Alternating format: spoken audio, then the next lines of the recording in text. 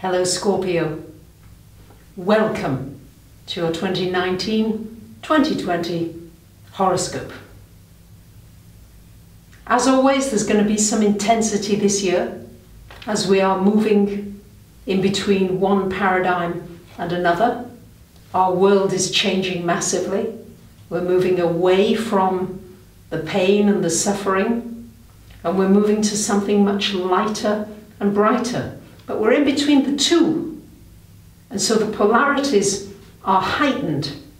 So if you're going through pain in your life, it might be excruciating in some ways. And at the same time as you come through that, you're going to feel lighter and brighter than you've ever done before. So how to handle this?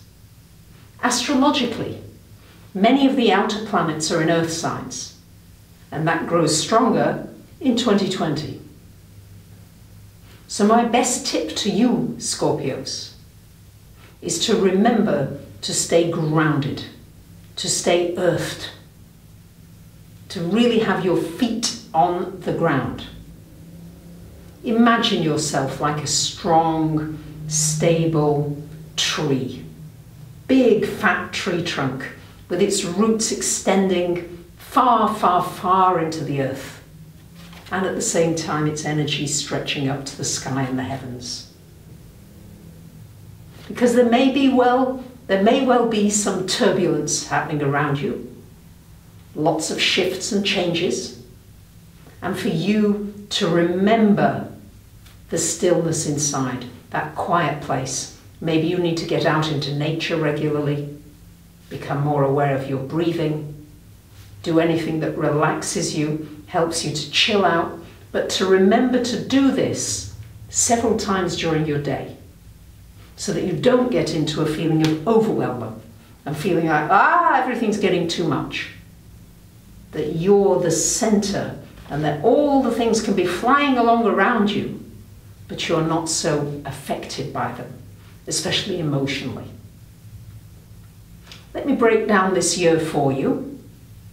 At the end of the video, you'll have a list of important dates. So don't worry about having to remember them now.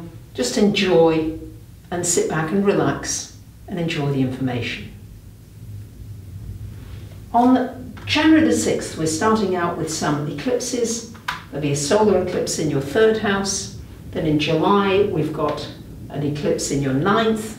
Then in December, another eclipse happening.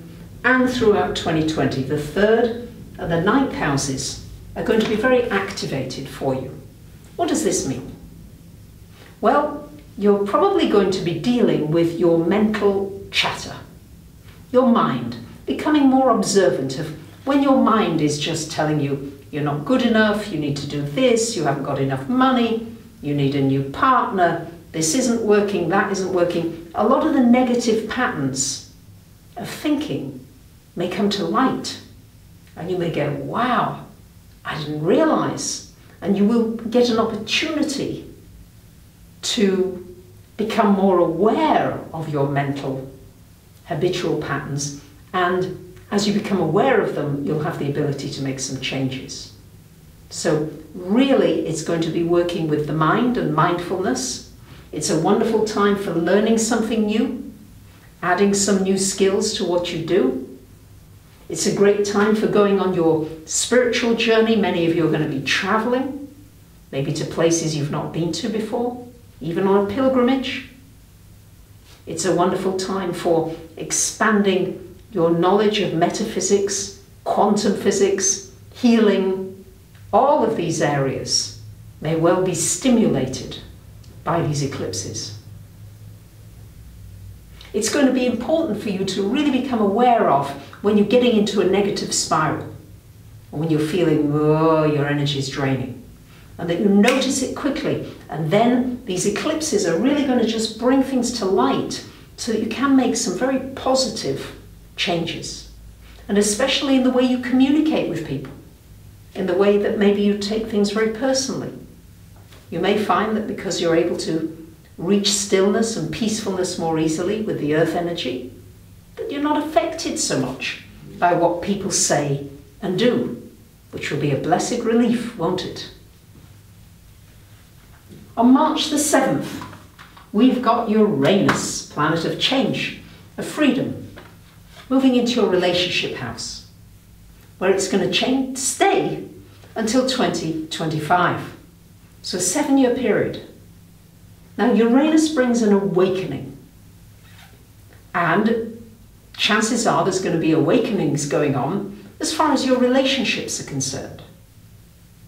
Maybe it's time to turn things upside down. You may find there's turbulence in your relationships, lots of changes. The big thing that you're going to need to remember is that you will need a lot of freedom in relationships. So make sure you have clear boundaries. What works for you, what doesn't. Don't get stuck into something for too long, past its sell-by date, when you know it's time to break free and to get out. You may also come up with some really creative solutions to difficult situations in your relationships.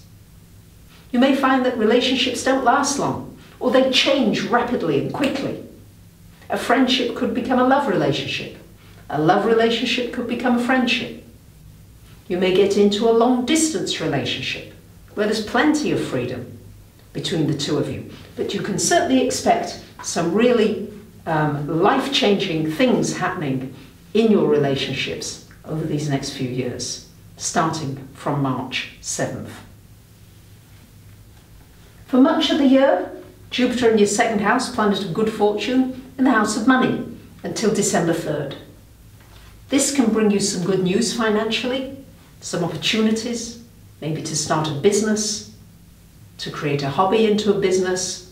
It can bring you a windfall. At the same time, it can mean that you're spending. You don't know when to stop your spending, so there might have to be a balance there, because Jupiter often goes to extremes and then has to bring it back to the moderation. But Jupiter generally, you might come up with an amazing business idea that really could become a big money spinner. It's also a good time for expanding your skills, your talents. Something that you love to do, expand it, grow it, share it with others, and see what that does to your abundance and your finances. Now for this year, we don't have Venus and Mars retro. There's the good news. So things can move forward. We do have the Mercury retrogrades as usual, all in water signs this year. It's going to be important to trust your intuition. Think before you speak. Maybe be silent and just listen. Maybe sleep on something before you communicate. You usually do this anyway, Scorpios, but really be extra gentle and sensitive in your communications. And sensitive and gentle with yourself and how you speak to yourself. That's also going to be extremely important and will help to grease the wheels on all of your relationships, business and personal. You might want to have a personal reading about what this year holds in store for you, how you can make best use of the energies.